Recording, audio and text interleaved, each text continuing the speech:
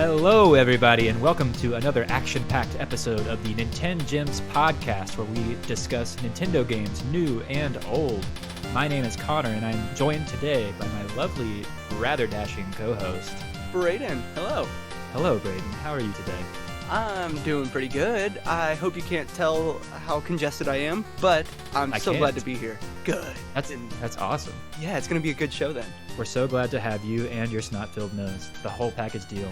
And we have a fun, exciting episode today filled with blades, mechs, anime girls, and mecha anime girls. And Xenos. Don't forget the Xenos. The Xenos, whatever that is intended to mean. Yeah, that's a very fluid answer and question, I think, that we can get into. Sure. But...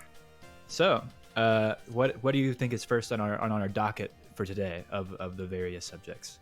Yeah, I'd say first, we're kind of a couple weeks behind on covering this, but I think we should talk about Pyra and Mythra for Super Smash Bros., which is kind of in your wheelhouse, eh? I think I should talk about Pyra and Mythra in Smash. Yes. Smash, yes, being my wheelhouse, and I've spent a lot of time with them. The only concession that is important to acknowledge before we dive too deep is that neither of us are terribly intimate with Xenoblade Chronicles 2. Correct. Neither of us have played it. Yes. I know 3 characters' names. I only knew one before they announced Pyra and Mythra. So, yes. So, to further explain, the most recent addition to the roster for Super Smash Bros. Ultimate, the most recent DLC fighters added, fighters are Pyra and Mythra. They are 2 characters from the semi-classic Xenoblade Chronicles 2 for the Switch. It's a sequel to the original Xenoblade Chronicles that is now on Wii, 3DS, Switch, and we'll be discussing its pseudo-sequel in a few minutes. But Xenoblade Chronicles 2 is quite the departure from what I understand, just purely aesthetically. Like, Pyra and Mythra are both like pretty typical anime girls. The original Xenoblade kind of had like a bit more reserved, dare I say, grounded art style. But these are like very much like mecha anime girls. They are very well endowed. They probably exactly what you think of when you think of smelly boys playing anime games. Pretty much. I was going to concede that we haven't gotten that kind of like sort of weeb representation in Smash necessarily, but that's not really true. We have Palutena, we have all the Fire Emblem characters, we have Joker. But really, I would say that we don't have quite this much of like an otaku weeb sort of representative in the roster. I think that's a fair analysis. But anyway, so yes, the interesting thing about Pyra and Mythra off the bat is that it is 2 characters, essentially. They take 1 character slot. They have like a transformation, so you can press a button and play as Pyra or Mythra on the fly. Sort of like how back in the day for Super Smash Bros. Melee and Super Smash Bros. Brawl, Zelda and Sheik were the same character. And you would... Yeah, right. I'm kind of surprised they didn't bring that back in some capacity, like the option. But with the down special move, the tap of a button, you can switch between these 2 characters on the fly, and they play pretty differently. Not quite as wildly differently as Zelda and Sheik did, but they have pretty parallel movesets, but they definitely have different functions as well, which lends that like a lot of interesting strategy and just dynamics with all the other like the entire rest of the roster. Sure. Depending on the matchup, like you can kind of adapt to pretty much any character on the roster as my Pyra and Mythra, kind of, because you can just kind of like adapt to any situation. Right. To add an asterisk to the Zelda and Sheik thing, it's mostly interesting to me because Zelda and Sheik were separated for Super Smash Bros. For Wii U and 3DS because the 3DS couldn't handle the storing those 2 transformations. So they had to keep the Wii U and 3DS versions the same, and so they didn't keep it that way. Right. And that's why the Ice Climbers weren't in there. But it's just interesting now that the Switch version, Super Smash Bros. Ultimate, can handle that. Right. That they didn't reincorporate it. You know what I mean? Because the Ice Climbers are back, and now we have this other transforming character. Well, and Pokemon Trainer also transforms. Yeah, more or less. You know, definitely. I didn't think about that. Yes, you're absolutely correct. Definitely, they were definitely in Smash 4. Like Charizard was in Smash 4. Oh, Yeah, they did that too. They took out the whole Pokemon trainer. It was just Charizard. Wow. So that, like, yeah, the Smash 4 was pretty neutered in that regard. Yeah, Um, interesting. yeah, so this is the most recent addition to the roster that has like this whole like two characters in one sort of dynamic. It's the first time in a while that we've gotten something like this, other than like, Joker has his like meter that he builds up, but Yeah. that's not quite the same. But yes, so Pyra and Mythra. Pyra is red, and is like the sweeter, I guess, more naive and innocent kind of anime girl. Mythra Okay. is blonde and white and green, and she is like the rougher, tougher, the buttercup to Pyra's bubbles, it seems, All right, as it gotcha. were. I'm going to get them mixed up because, again, I don't have like very deep attachments to their character. I feel like Sure. I'm at risk of getting their names mixed up, Mm-hmm. but I'll do my best. Yeah. In terms of the way they play, they both wield a sword. They are anime sword users. Ew, Th- gross. Thank you, I'm mad at Sakurai. that. Just utterly devastated. No But creativity left in this series not at at all. all. Not a lick. But so Pyra is heavier, slower, and hits way, way, way, way, way harder. Like, honestly, it feels Hmm. like some of the hardest in the roster. Like, some of her attacks are a little absurd. And Mythra is faster, lighter, more agile, hits not quite as hard, but is better for like racking up damage. Yeah, yeah, yeah. So, in a nutshell, and in their announcement video, Sakurai, the director, even acknowledged this. The most like kind of natural way to play them is to play as Mythra, the lighter Mm-hmm. DPS kind of, if you will, build up damage, and then Yeah. switch to Pyra and use finishing moves to like get quick, easy, low percentage knockouts. You know what I mean? Right, right. Is the speed difference there to really make that feel like an efficient strategy? Yeah, because Mythra is faster and lighter, so Mm-hmm. and she also doesn't hit quite as hard, so she will knock opponents a shorter distance, but she can close that gap pretty quickly. So you can like build combos pretty Yeah, easily with her. yeah, You can like knock them in the air and follow up really easily. Pyra obviously hits harder, so you deal more damage in one hit, but you launch them further, and then they can recover more quickly. yeah. Mm-hmm. They have more time for that. But Pyra, from a bird's eye view, I have not gotten a decent grip on like what tier I would consider them, Hmm. Mm-hmm. and how actually in practice adaptable they are. Sure. I think in concept they are pretty well rounded and adaptable to any situation, but like in terms of like high level play, Yeah, yeah, yeah. Mythra is fine. Pyra is just so interesting. All of her moves that matter hit extremely hard, Right. probably killing at like 60% from like the middle of the stage Oh, sometimes, wow. Okay. like really hard. Yeah. And they have a lot of end lag, which Mm-hmm. means that after you use them, you are vulnerable for like a pretty long time, and you can punish them easily. Sure. But the problem is that the initial approach is the tricky part, because all of these powerful moves have really large hit boxes wherever they Mm-hmm. hit, and they also come out really quickly. For what it's worth, also, they're one of these characters that like shouts out the name of their move every time they use them, so that does get a little annoying in their like squeaky anime girl voice. For whatever that's worth. Because I need to name the direction that I'm swinging my sword. Oh my god, it gets really annoying, especially when players are spamming those really good moves over and Yeah. over. For example, Pyra's up special, Prominent Upward Revolt. slash. Right, right. Oh It's Prominent Revolt. That is what she says my gosh. over and over. Uh-huh. Yeah, these aren't just like Extreme Slash. They're Prominent Revolt, Photon Spray. Xenoblade attacks are wild. Yeah. Sure, yes. Sliding slinger. Like Yes, but her up special, it just comes down very quickly. It's kind of like Kirby's like up B, like the okay. Final Cutter, or like the Mii Sword Fighter has something. She like rises up and like shoots Mm-hmm. downward and stabs her sword in the ground and creates this enormous pillar of fire that is one of those moves that if it hits directly, it could probably KO you at like 60 or 70%. The interesting thing is that that pillar of fire only happens on one side of her, the front side, wherever she's facing. Mm.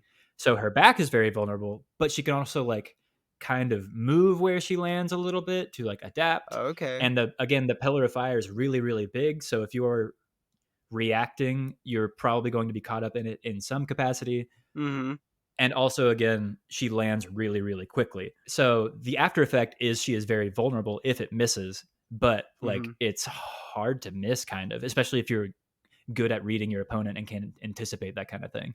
Right. And I mean, same with her neutral special is just like it's like a little hurricane of fire that surrounds her that also comes out very fast, leaves her very vulnerable, but also like has enormous KO power, but it surrounds all sides of her.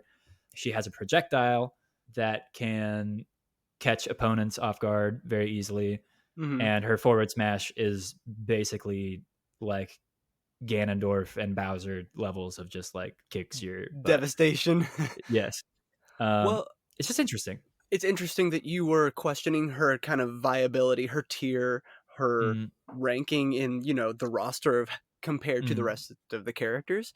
Because I know in my limited knowledge of competitive gaming, especially Smash at least, that vulnerability is not something that competitive players are really willing to gamble a lot of the time. Like, they consider counters like a waste of a move slot, essentially, Sure. because it's in A, it leaves you vulnerable, B, it takes too much time, it's much more efficient to like dodge and things like that. Because high level players don't take that kind of risk. They're not like they don't rely on the gullibility of their opponent, Right. Uh-huh. And so that makes me wonder, if they will find ways to, work around those end lags or not. If she'll get Well, so relegated to the dustbin. sure. But you have to remember that's one half of the character. Ah, touche. You know? Like that's the thing is like I think a really, really high level, highly skilled Pyra and Mythra player could be unstoppable because they can switch between the two on the fly at whim, whatever the situation calls for. And a good counter to Pyra, the heavier, slower one, is a quick, nimble character that can like dart around their moves and like combo her. And also her recovery is really bad. Like that up B is like really all she has. Yeah.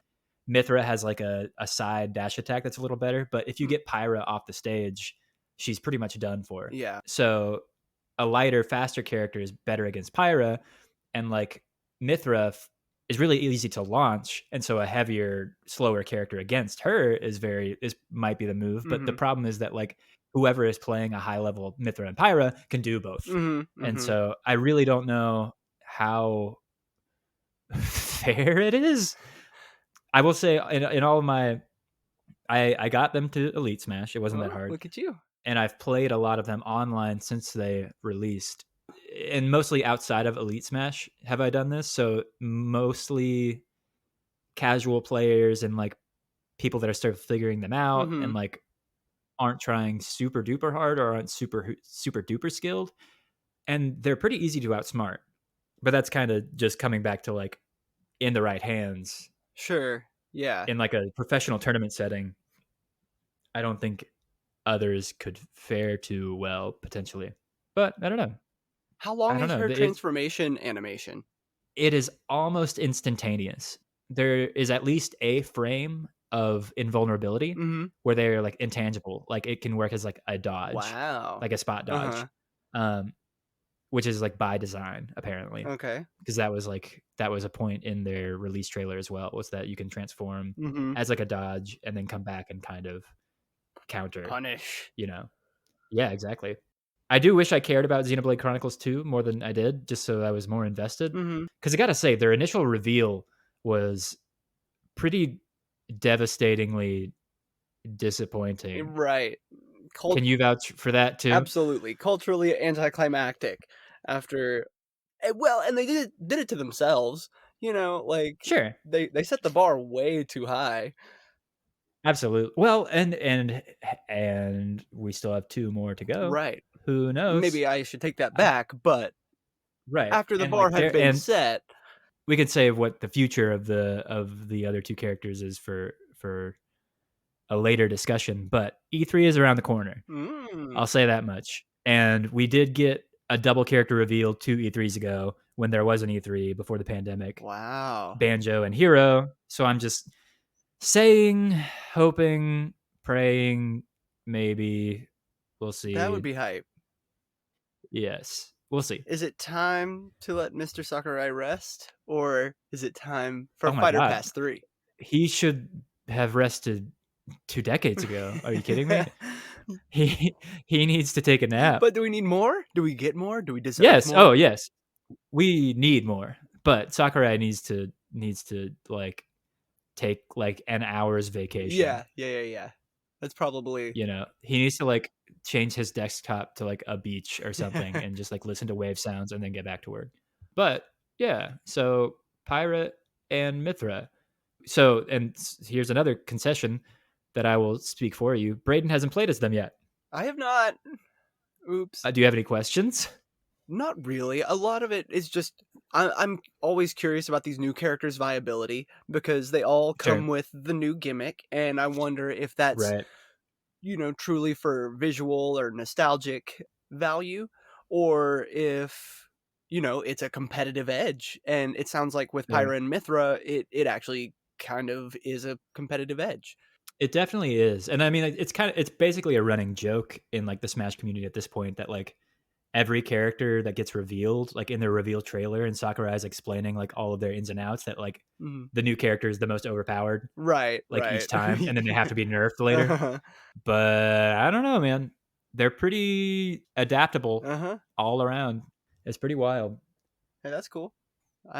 You covered some good bases there, and again, since I have not played as them, I wish I could contribute Mm. more. And again, not having played Xenoblade Chronicles 2, I don't even have context there.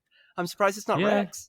That's the character I know Right. of, and I Right. know Sakurai kind of talked about it a little bit too. Way back when, like before Ultimate even dropped, like people were hoping for, expecting, predicting Rex and Pyra. Mm-hmm. Xenoblade Chronicles 2, the extent that I know of the story is that there are these people and then they have weapons called like arms or something. Blades, I And think. blades, yes, that's correct. And blades are weapons that they use, but blades are also like characters, like they have like their own personalities and such. And so Rex, the main character, this little kid dude who is the Shulk of Xenoblade Chronicles 2, has this blade, the Xenoblade 2. Um, and the blade is Pyra. And I guess at some point in the story, the blade changes and becomes Mythra. Some story reason Hey, there's two of them in the yeah. blade. And so that's the interesting thing, is that it's not Rex and Pyra. It's not Rex wielding Pyra as like a weapon, Mm-hmm. as like a ice climbers kind of thing, or like a Joker getting Arsene kind of thing. Yeah. It is Pyra and Mythra, the blade itself, Mm-hmm. as the playable character, which is interesting, and I think the best execution of that whole concept that could have Sure. been. Which was like the one thing of the reveal that I appreciated. That it wasn't like Rex and Pyra. It wasn't Rex, Yeah. the annoying seeming little guy Mm-hmm. protagonist of Xenoblade 2. I think it's cool that it is the both of these characters. Yeah. Definitely a little more And overall, variety, a little. for sure. And so far I appreciate their execution. It doesn't necessarily make me any more interested in Xenoblade Chronicles 2 than I Uh-huh. am, unfortunately. I am interested in that game only because I love Xenoblade Mm-hmm. Chronicles. But what is your sign off of them? Well, that's probably a decent transition into our NintenGem if you're feeling complete with Mm-hmm. Pyra and Mythra, because this NintenGem just got me feeling so many kinds of ways. Sure, I am definitely. now a double Xenoblade fan. Uh-huh. I like two of the games in the series, which is cool. Ooh, I want to play Xenoblade Chronicles 2 coming off of this NintenGem. But I'm gonna need some time to rest and sure. and play No other doubt. things. Digest a little bit. Yes. The game I've been playing as we transition into our NintenGem of the episode is Xenoblade Chronicles X for the Wii U, which Mm-hmm. is nice to keep with the Xenoblade theme Yes. of the episode. Xenoblade Double Special. Woohoo! Ironically, both spin-off esque things, not really Xenoblade 1 or 2, but weird spin-off pseudo Right. sequel and also some DLC. Absolutely. Great discussion. So Xenoblade X, some of just kind of the basic info about it. It was released in 2015 for the Wii U exclusively, Mhm. developed by Monolith Soft.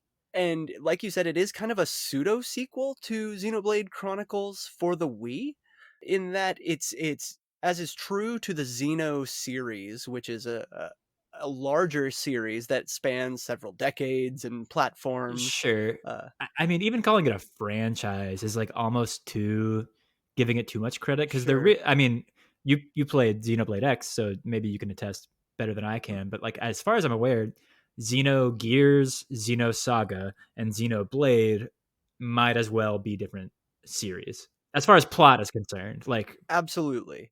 And to some degree, the games within Xenosaga, Xenogears, and Xenoblade are all entirely separate as well. Uh, hmm, in Xenoblade 1, 2, and X, there are some kind of threads that they weave together, blah blah blah. We'll get into that. I okay, can't speak to Xenogears or Saga, but sure. regardless, they're all kind of standalone experiences, standalone stories that don't feed into one another. You don't need the context of any previous games to fully enjoy the game. Sure. And dare I say, I don't want to skip too far ahead, but that seems to be sort of the case with the Xenoblade games themselves. Xenoblade Chronicles 1, X, and 2 are like relatively separate and divested plot wise, Yes. as I understand it. Xenoblade 1 is its own self-contained story, a pretty like meta story. Like it leaves a lot of threads Mhm. loose for sequels. And I followed Xenoblade Chronicles X a lot up to its release. I never bought it or played it, Mhm. but having loved Xenoblade Chronicles and having one of the 7 Wii U's out in the universe Uh-huh. at the time, I was following the development of Xenoblade Chronicles because it was also very highly marketed Mhm. at the time as one of the 7 Wii U games available Yes. as well. And the other interesting thing, just to put it all in a capsule, is Xenoblade Chronicles 2 on the surface is also its own separate plot from the other Xenoblade games, which you can only kind of like safely say because it was part of the DLC for Xenoblade 2, like after its release, that Shulk and Fiora were introduced, Uh-huh. like old characters, that Mhm. like the old plot threads were brought into the game. So I can't speak with 100% certainty that it's the case, but it seems like generally of these 3 Xenoblade games, the plots are mostly separate and you can play any of them at your own freedom. So you are, from my understanding as well, from all my experience, 100% correct. There are plenty of unanswered threads and questions in Xenoblade Chronicles 1, and Mhm. X, let me tell you, does the same thing, if not twofold. Terrific. And I guess one more point, one more preliminary point for all of the lay people in the audience. It is worth noting Xenoblade Chronicles came out on the Wii first Mhm. in like 2009 or something. Then Xenoblade X came out on the Wii U. Mhm. And then Xenoblade 2, Yes. the sequel to 1, came out like a few years later for the 2017. Switch. Yes. Yes. So this is essentially why it was confusing back at one point because X came after 1, Mhm. thinking it was like a sequel, pseudo sequel, and then we got 2 a few years later, and so now X is kind of like a spinoff, Right. sort of, kind of, maybe. I don't know. Well, and that's the thing. It does feel like a spin-off in that it is a different art style than Yes. Oh, very much either so. Yeah. Chronicles 1 or 2. It kind of meets in the Mhm. middle of the original Xenoblade Chronicles and the overly anime style of Xenoblade Chronicles 2, but then Mhm. definitive edition, the re-release of Chronicles 1 for the Switch kind of then animated those graphics down. Right. And True. so Xenoblade Chronicles X by far is the most quote unquote realistic. It still kind of has, that anime styling to it, but it's grittier. Really? You think? The characters are full. Well, I'm Mm. thinking of like their It almost looks like a eyes. Western art style to me. I mean, like, comparatively at least to, like, Right. so all the setup in terms of, like, the releases Mhm. established, what is Xenoblade Chronicles X Yeah, man. itself? So first off, shout out to you for getting it for me for my birthday. back in January. Absolutely. Thank you. You're welcome. I would have played a 80, 90-hour game for the show, but I figured maybe you had a little more time than me, May as so you're well welcome. pawn it off. Yeah, and I've been on like a mech kick. I've been like building Gundam Mm. models and stuff like that. You really hit the nail on the head. It starts with planet Earth being destroyed by two alien races conducting war between themselves. We are caught in the Hmm. crossfire of two alien races, and our planet is destroyed. Luckily, we had seen it coming for some amount of time and had prepared for it and built these massive space colonies. Each country in the real world, United States, Russia, Japan, all these countries built massive space shuttles, these colonies to send out into space and hopefully one day land on a planet that is habitable for humans because they knew essentially that Earth was going to be destroyed. And you wake up as a survivor of the United States colony, actually. You wake up, you have landed on a planet, you have some convenient amnesia to the whole situation, but Mm. it turns out you'd been floating through space for 2 years in stasis. You crash landed on a planet. You'd now been there for 2 months, and they found your pod, and now you're awake. So that is Interesting. at the base level what you're walking into when you start Xenoblade Chronicles X. And that's already like where I feel a more like Western influence. Yes. Like even at the outset, like because that's essentially my understanding of the game Mm-hmm. at its core too, with my limited marketing knowledge, Sure. and that it reminds me a lot of like Mass Effect. Yes. You know? Yes. Like, it's the United States and Earth Mm-hmm. and, like, the real world. Like, it's worth noting, Xenoblade Chronicles and Chronicles 2 do not initially have anything to do with the real world. They do not the outset is, like, purely fantasy, purely Yes. mythical even. Yes. This is the real universe. Yes, I'm going to reference actually our old Xenoblade Chronicles Definitive Edition episode, which listen to it if Mhm. you haven't. I haven't. Well, you said, So but yep, big fan. but yeah, you the listener, if you're looking for any additional context to anything that we may be talking about here today, I would definitely recommend listening to it. But Xenoblade Mhm, Chronicles 1, it creates a religion. It is that high high philosophy, it's mhm. so out there and just meta and truly, Highbrow. yes, truly philosophical, you know what I mean? it's Mhm. it's questioning creation, It etc. re And like you said, it's this really brings it home to earth. like, Yes. it grounds it in reality because, like, I mean, Xenoblade 1, 2 is, like, more fantasy, way more fantasy than anything, Yes. more than it is sci-fi. Sure. There's, like, technology and sci-fi elements, but it's, like, fantasy, it doesn't explain anything. Right. This is pretty grounded science fiction, Earth, spaceships, You pods, are on you technology. are right on the money. And Mass Effect, I literally have that in my notes that Hell the yeah. lore is on a Mass Effect level.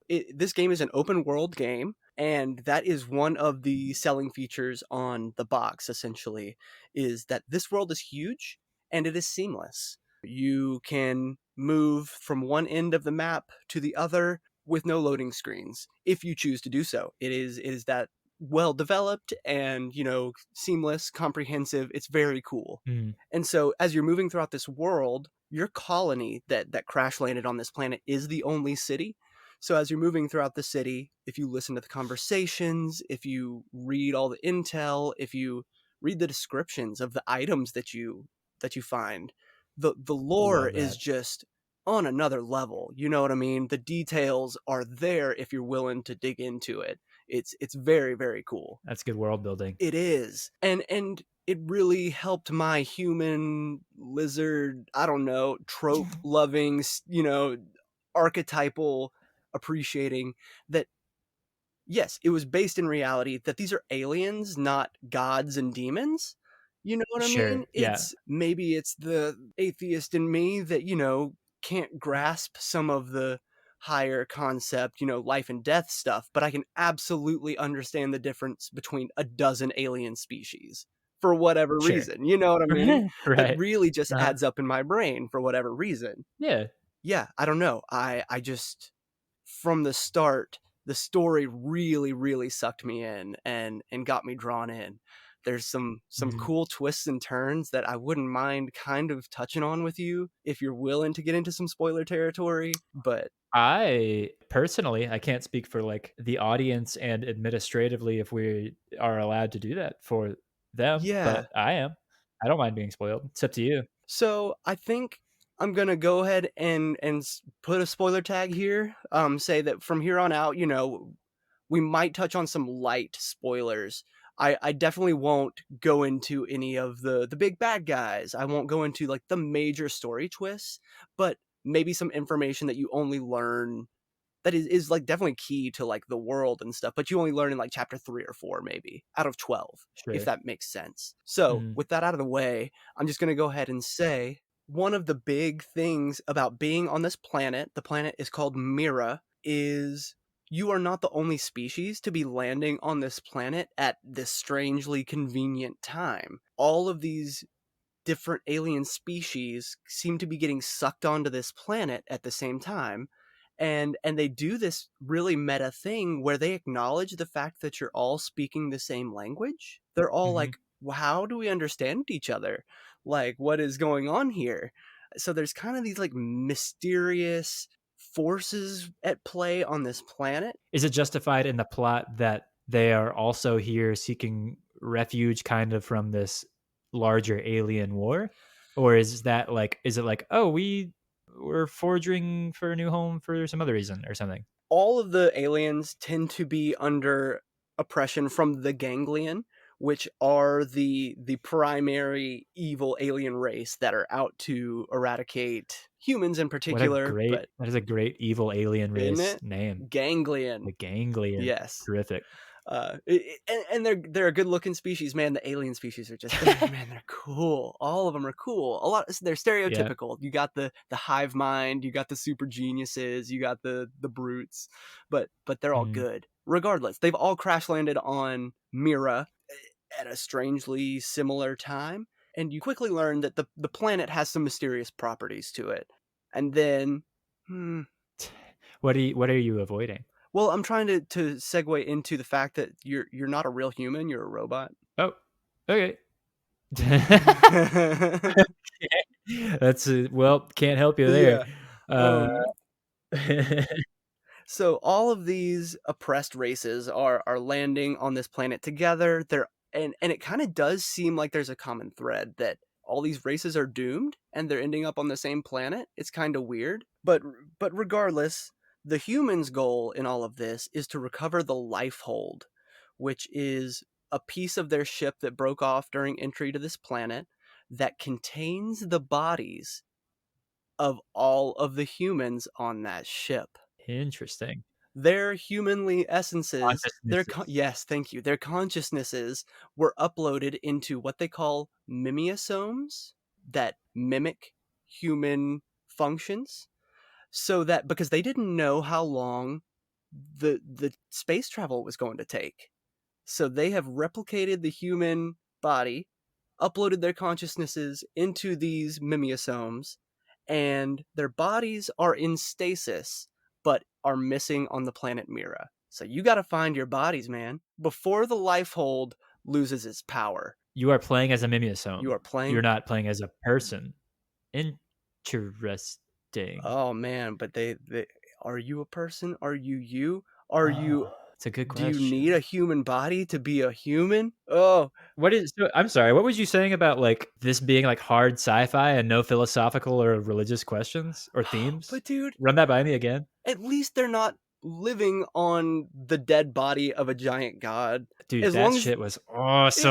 Are you cool, kidding but as me? long as And it was more than that. It was like, that hell, that was more sci-fi than it's all a computer simulation. Like, come on. yeah, yeah, yeah. It's all science. I don't know. Whatever. I No, mean, man. I just need to hear the word Earth, ground me there, and I can build off that. I don't need sure. Bionis and Okay. Merconis. Like, Yes, you do. I need it. yeah, it's great. But okay.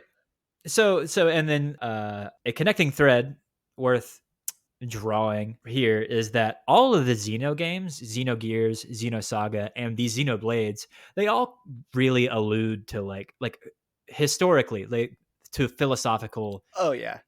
but really like blatantly religious themes. Mm-hmm. Mm-hmm.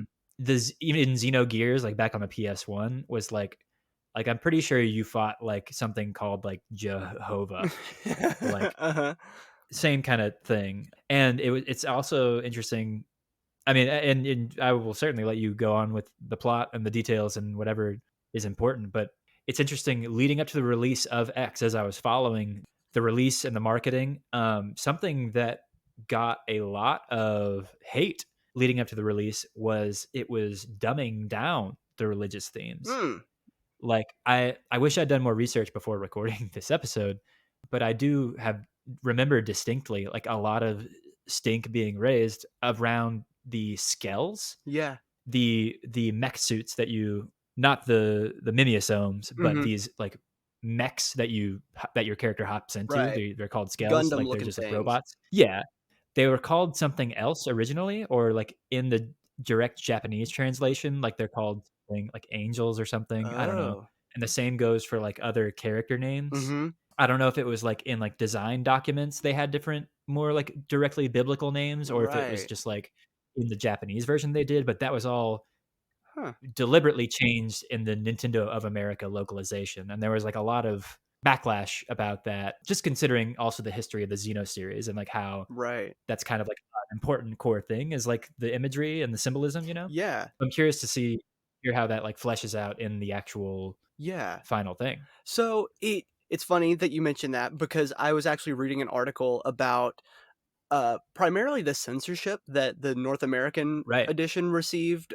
There was a breast adjustment meter that was Right. taken Yes. out. That was Um, And that was part of it. Like all the legitimate criticism for like the biblical and yeah. religious symbolism was like being clouded by by the sexual Uh-huh. censorship. Uh-huh. But A 13-year-old yes, girl you does are not right. need the bikini guys. Just gonna go ahead and say it. Very true. But This is true. maybe the scales being angels or demons or something would have been cool.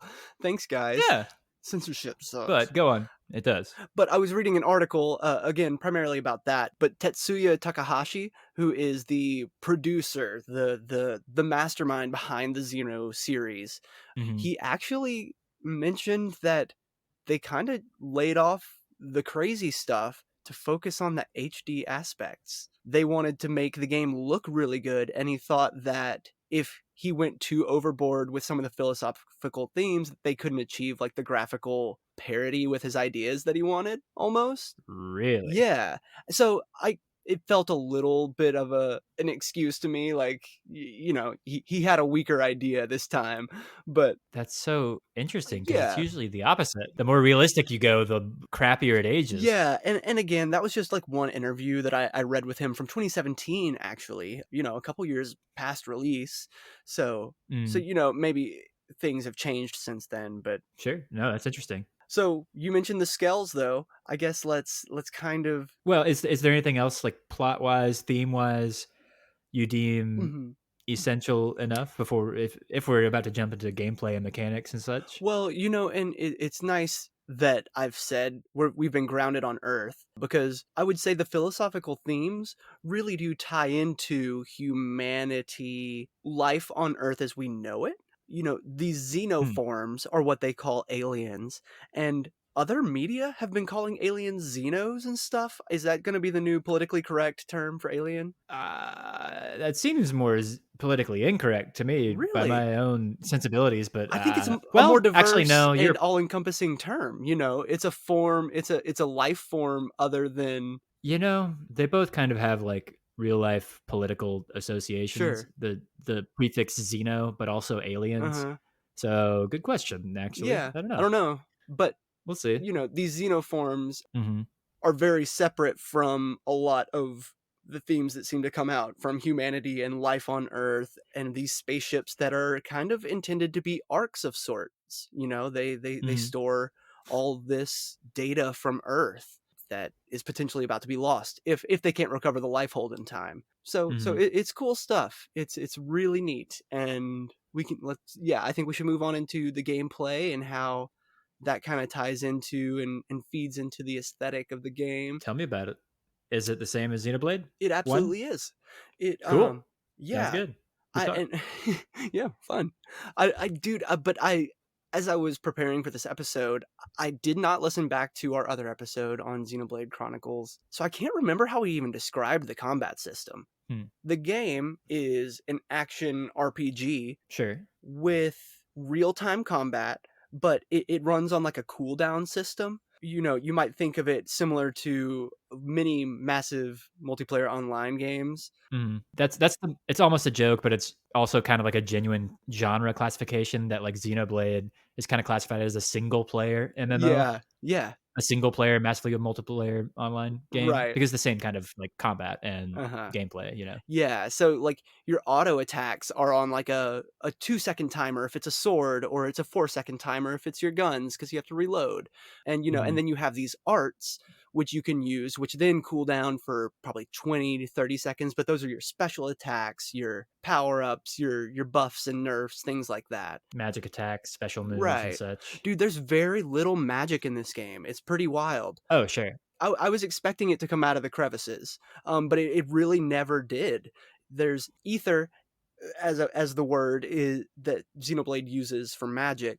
It does appear as like an element that your guns or swords can take, but you never cast spells or anything like that. Interesting. Yeah. It's kind of like this universe is like plasma, as it Yes. were, Right. sci-fi energy. Yes.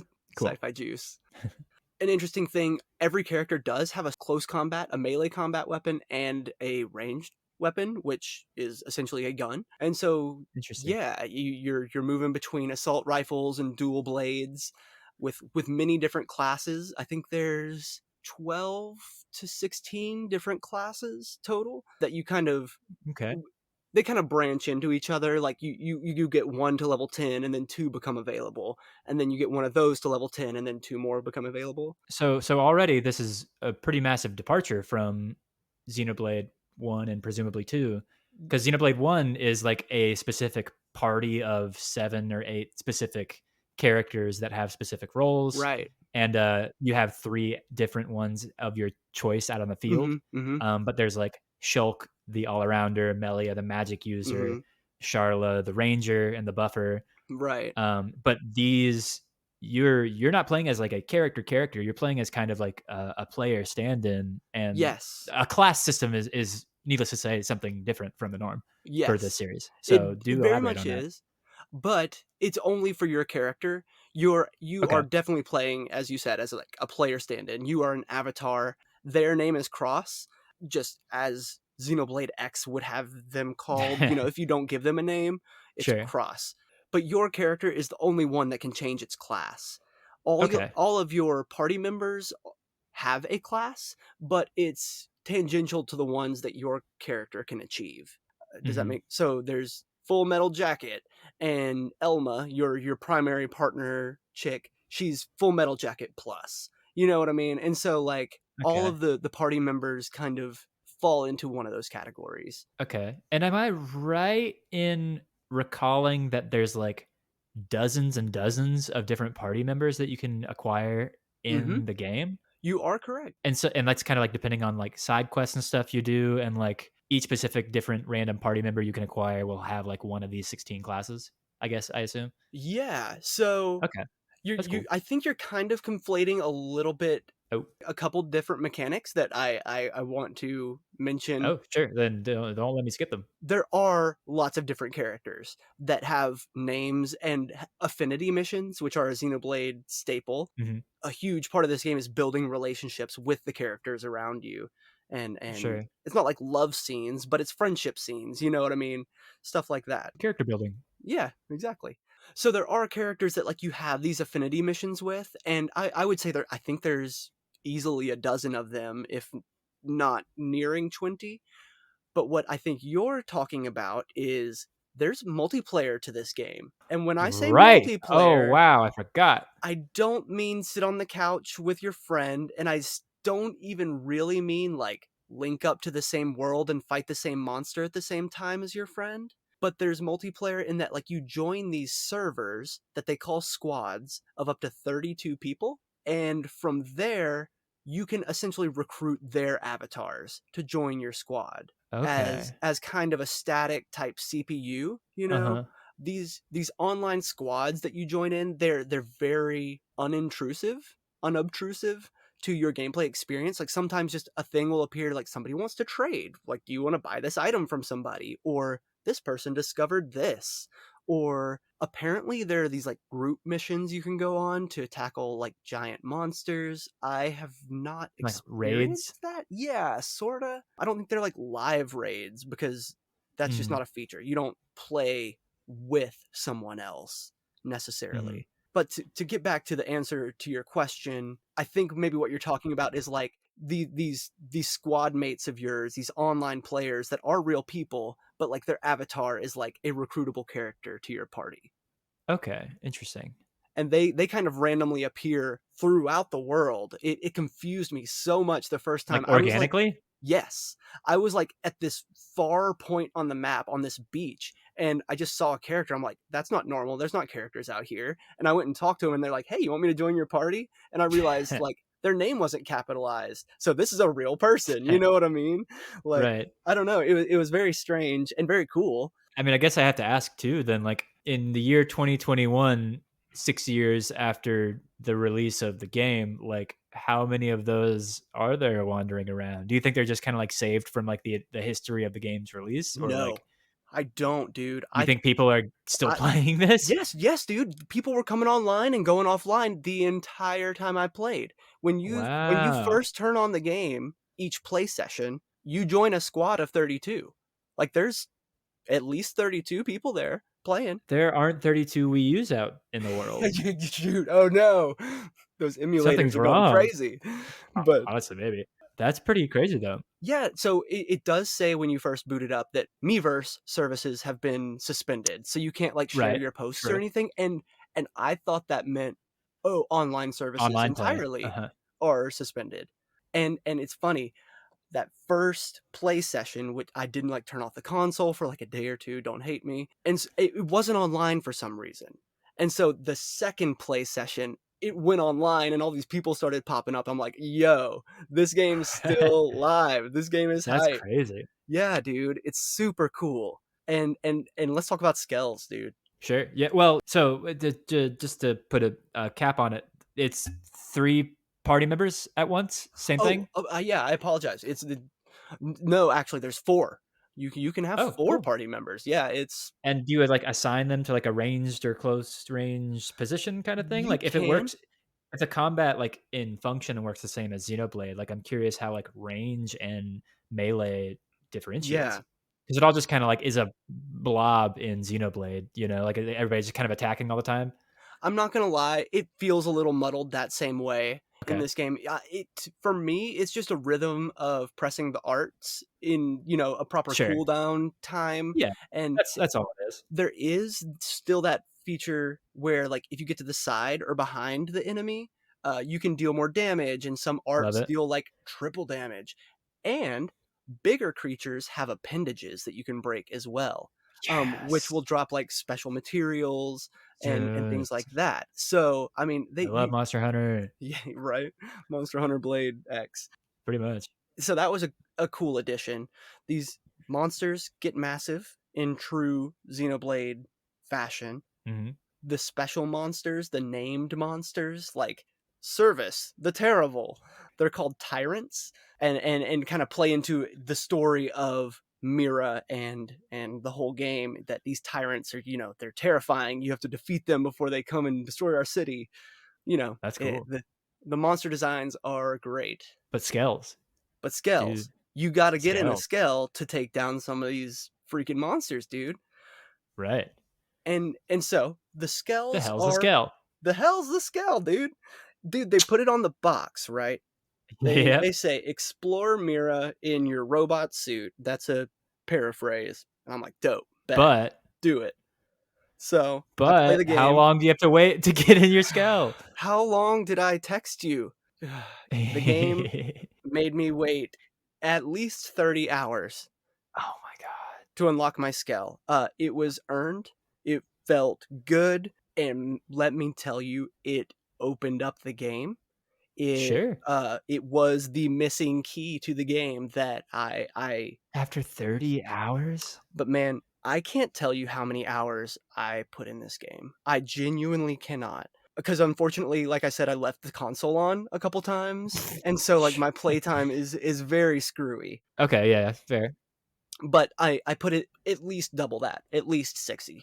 I mean, Sure. so Oh, yeah. so Well, I I mean, started this game. I finished Xenoblade 1 at like 80 some. Yeah, So like that's understandable. and I mean, I started this game, if not the day before Pyra and Mythra dropped, Mhm. like the day of, and so that's easily 3 2 weeks or ago 3 now, weeks. Uh-huh. and I played for at least 4 or 5 hours every day after I got off work, at least, and if I was off, I played more. I'm telling you, dude, and I enjoyed almost every minute of it. It got difficult and grindy a couple times, Mhm. which again is kind of just JRPG, kind of just Xenoblade. You know what? I haven't griped at the game yet. There were some pretty stark difficulty cliffs that like Really? you had to climb at a couple points. Because I felt like I was doing a lot of the side missions and not having to do the artificial grinding. I thought I was like progressing regularly by like actually doing quests and like helping people and like, but then it still Sure. wasn't good enough. And so I had to go grind. So there's a gripe for you. But That yeah, is so unfortunate. 30 hours for the scale, way Gotcha. worth it. That's wild. And then let me tell you, it's another 15, 20 to unlock flight mode. There's a Oh my flight god. mode. Did I tell you? Did you know there's a flight I mode? thought I just would have figured they already flew. I thought that would be the thing. Nah, bro. They're flying the like you said, the cover of the game Uh-huh. is a Skell. It's a big mech suit, and I think it's already in the air. Yeah, I think you're right. It's I'm got like its pretty sure. boosters going. And like I said, like following the development of the game, like I remember E3 they had like a several hour long like let's show the first 3 hours of the game or whatever. Mm-hmm. Like Mm-hmm. and like the scales are front and center of everything. That's Yeah. crazy to me. I mean like that's the joke about like whatever Final Fantasy like 13 is like the game gets really good after like 50 hours, then Yeah, the real right. game starts. Uh-huh. And it's like you can't. I mean, the game has to be good to a point before that, right? Like, is it if the game never got to the scales, would it is it still good? Would it still be as good? Man, this was really a perfect storm for me.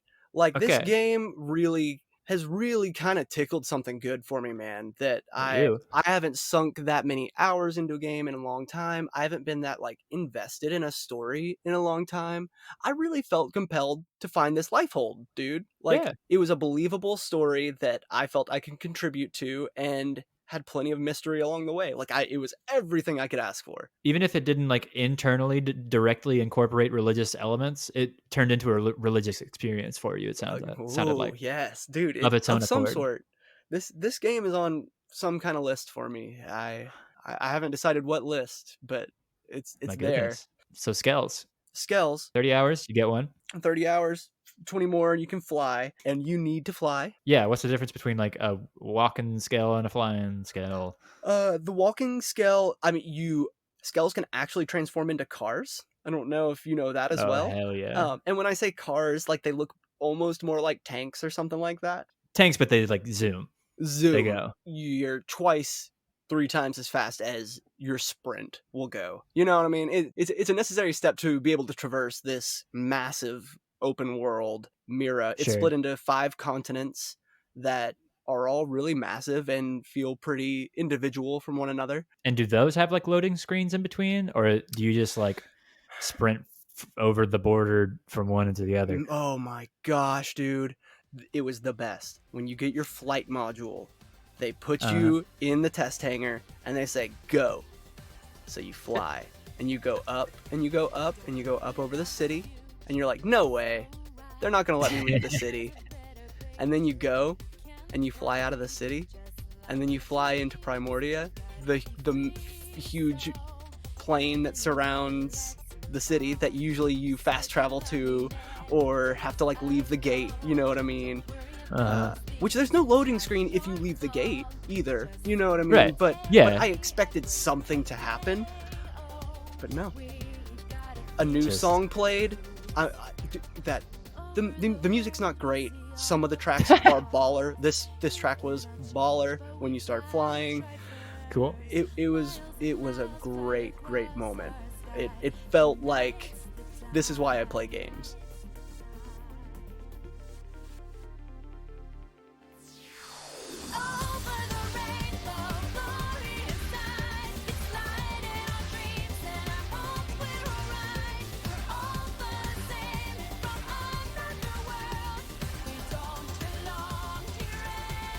It's interesting because that's not something that many games achieve even now. Like we were just talking about a couple episodes ago, the 3D, the Bowser's Fury thing, how like when you become big cat Mario, like it's a loading screen and then it's kind of lame. That's interesting, especially on the Wii U. Yeah. A technical underdog. Like I said, I thought, are they gonna invisible force field me? Are they gonna wall me? Are they gonna you've gone too far? Turn around. But it nah, just and they prepared for it. Like, you know what I mean? I feel like that's part of the selling point that they marketed to, is just the scale of this game, and they lived up to it. This flight mode, is this like a plane mode, like it's the car mode but just in the air, or is it like your Skell can like hover now? Your Skell essentially gets thrusters. Like, it doesn't transform into any other forms. It's just in its bipedal mode. It's not like a Robotech. No, back in the day. that was a good transformation. There's a NintenGem. That's wow. But Robotech's like a whole franchise, dude. It's not even like some special game. So we've done like franchise entries on here. Whatever. Yeah. Hey, if you're listening to this because you listen to Hamtaro, please message me, by the way. He wants to talk about Hamtaro. Yeah.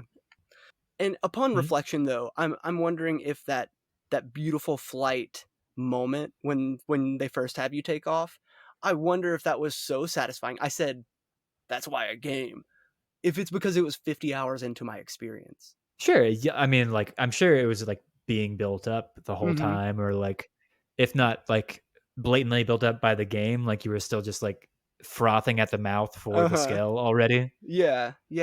When you say the wait is worth it, I mean, like, there's a fine line between like holding something out so long that it like just like the reward has to be good enough, and like sometimes 50 hours in, a reward really can be worth that. All that trouble, as it were. So all that praise said, though, I'll write off what you're saying there. If you don't like this game, you won't care about the Skell. Like, this is a very like stylized game, at least combat wise. You know what I mean? Like, the combat is like the primary function of this game. And if you aren't a fan of like that auto attack kind of like cooldown based combat system, like, you'll hate the game, and that's okay. Like, I can bear no grudge against you. I don't love every RPG I play, and so like the fact that that's not true. Yeah, you're right.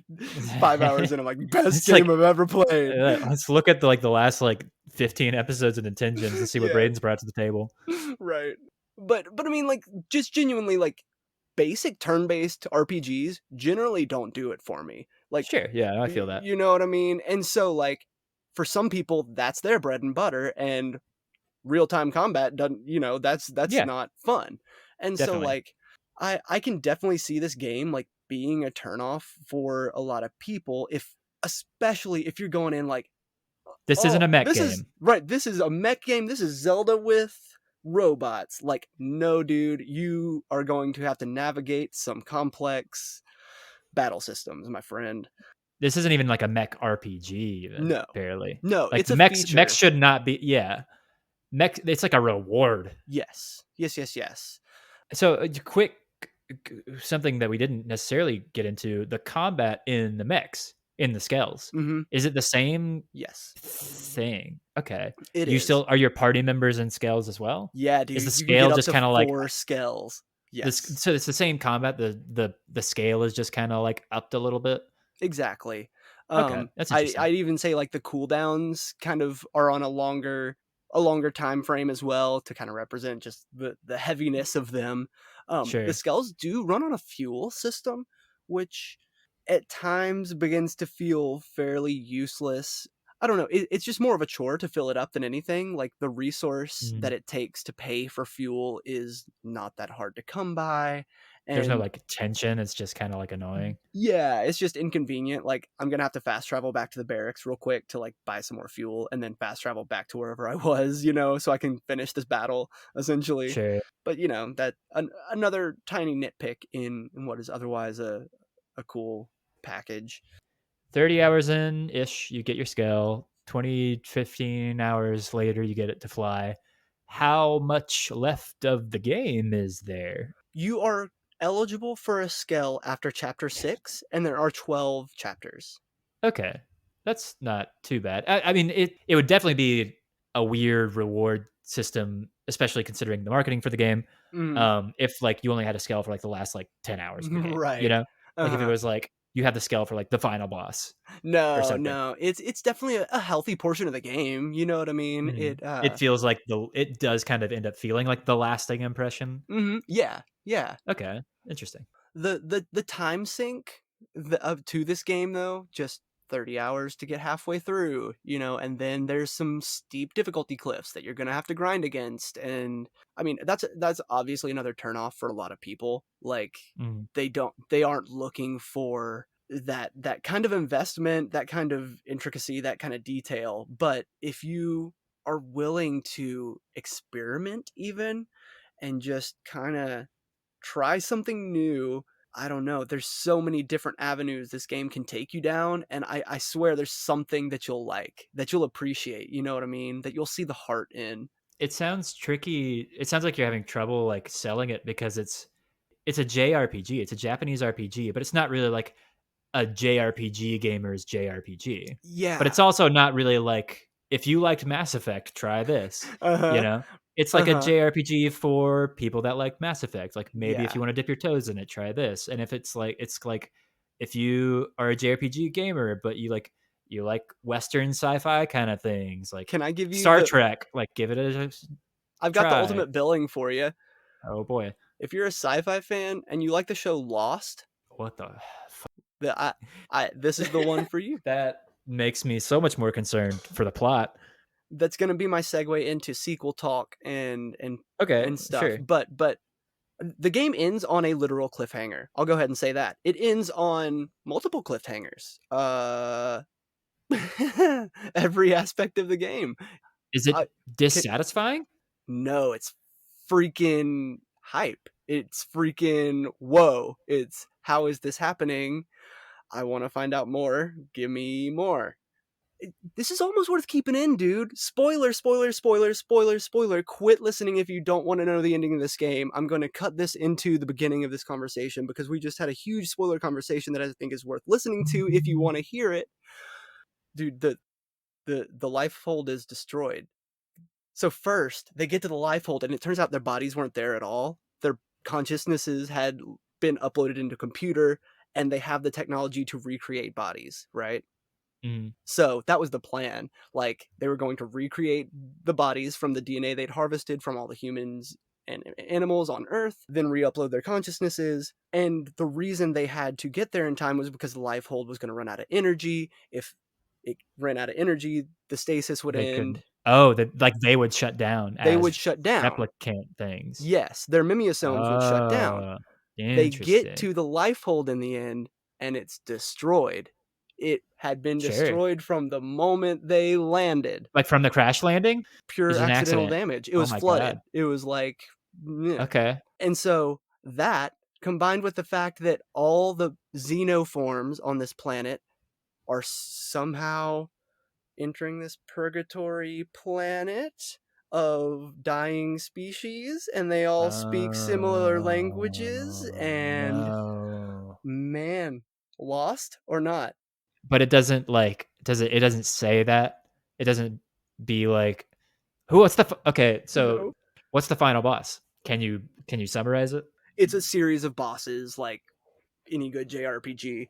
But Terrific. it's the ganglion boss man. Then he gets in Are his the big skull, and then it's this guy. It's a human who falls in the DNA pit essentially and harnesses all the different DNA of Earth.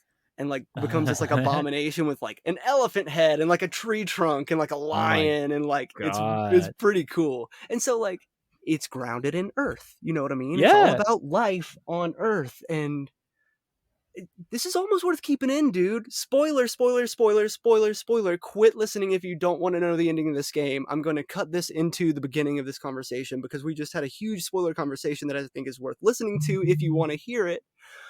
Wait, so it does it ever like mention where do you get to the purgatory? That is me bringing Lost theory into the world of Xenoblade, in that like maybe these are like dying species or dying races that have been gathered here on this mysterious planet, which clearly has its own like natural properties or something to it that's doing weird things. Like, they acknowledge that as well. Mythra is like an enigma. And this could be why the Mimiosomes are still alive, even though the life Precisely. hold is bunk. Precisely. Are the Ganglion like the Reapers from Mass Effect? They're borderline Reapers, but it's more it's Like, less all of life itself and more they hate humans. are they just trying to eradicate humans? And like, yes, I don't understand how the war between them and another alien race brought them to Earth. I'm unclear on that, but they are also very much out to get humans. We are their antithesis of sorts. okay. And so, final boss, kill him. Ganglion threat is no more? Question mark. Right. Yep. So what's the ending? Cliffhangers on cliffhangers, apparently, yes, but like, where are we? At the end, humans have a new planet to live on. It's Mira? interesting. They theorize, they wonder if like other arcs landed on other planets. You know what I mean? Like maybe humans are now spreading throughout the galaxy, like on multiple planets and stuff. New LA is the city. I guess I hadn't said that yet, but all these xenoform species and races have come to live in New LA. So you've kind of created this Eden of sorts for new life to take hold. Man, you're saying Eden and purgatory and stuff, and I'm just thinking about like all this I hate symbolism and myself. imagery. I hate No, myself. but I mean, yes, screw you. Yes, the religion is there, whether you want it or not. But like, also, like, yeah, the religion is there, whether you want it or not. Like, I can't believe, like, I can only imagine like how much actually stronger these like spiritual themes were actually intended to be reinforced, and it was left out of like the localization and translation. It's true. I couldn't tell you.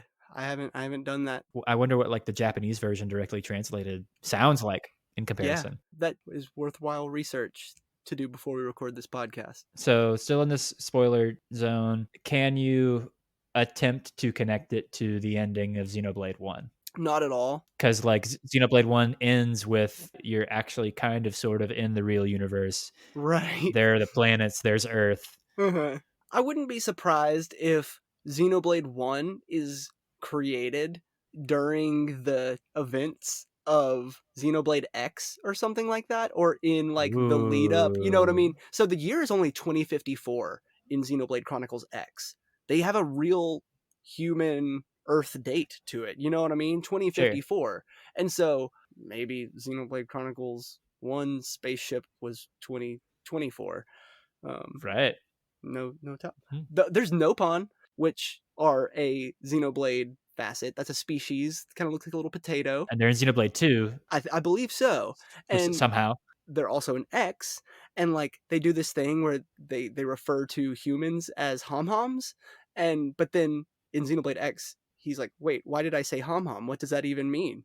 And so do you think that's an Easter egg, or do you think that like a recurring thing? Is it happens once at the end of the game. He's like, I love my hom-homs, and he goes, wait, what's a hom-hom? And I'm like, all right, nice callback. Interesting. Yeah. I don't know, man.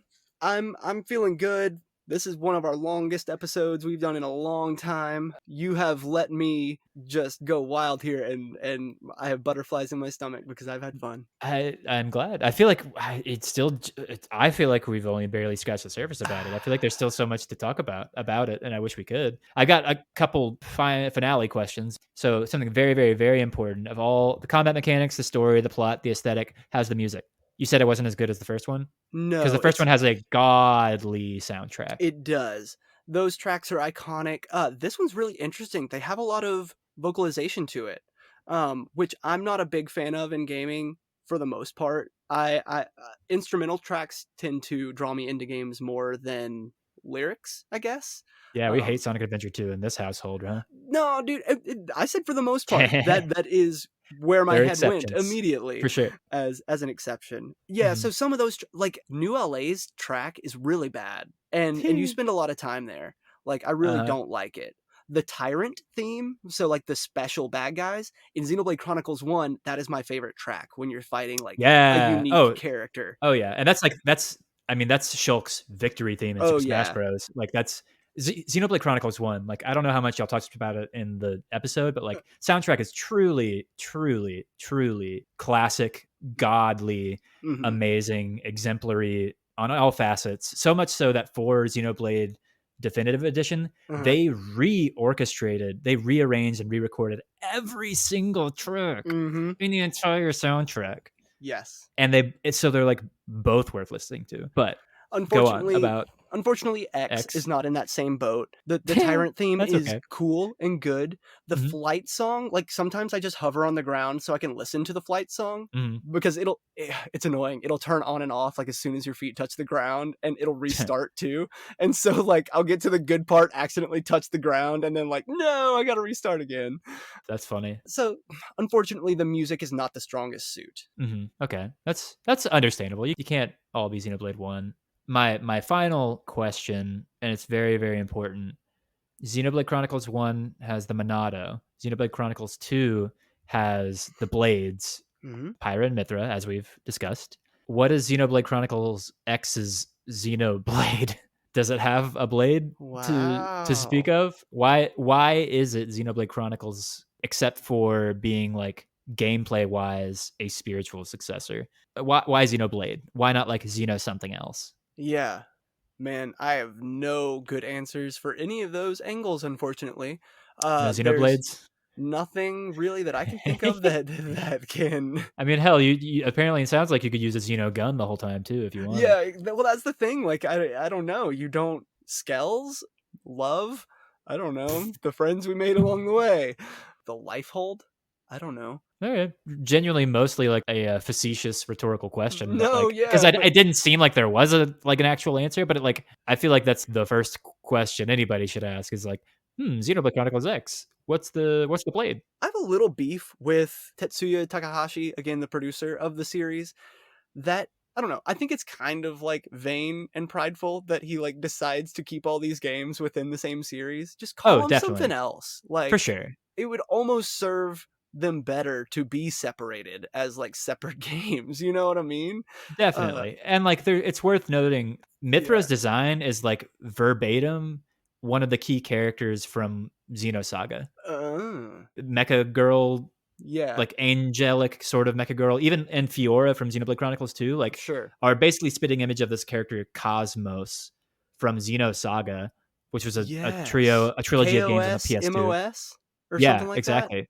It's Uh very much like a repeated design that I guess he likes a lot. A lot of people throughout Smash's history have kind of like pulled for Cosmos as like a playable character, and I think right. this is kind of like the concession Uh-huh. is getting Mythra, but like just all the Xeno games, yes, it's a little vain to like have them related in any capacity Mhm. because they're not, but like Yeah. also, sort It's of, just this yeah, Takahashi dude's like shtick, which is cool. it's his He can vanity project. yeah.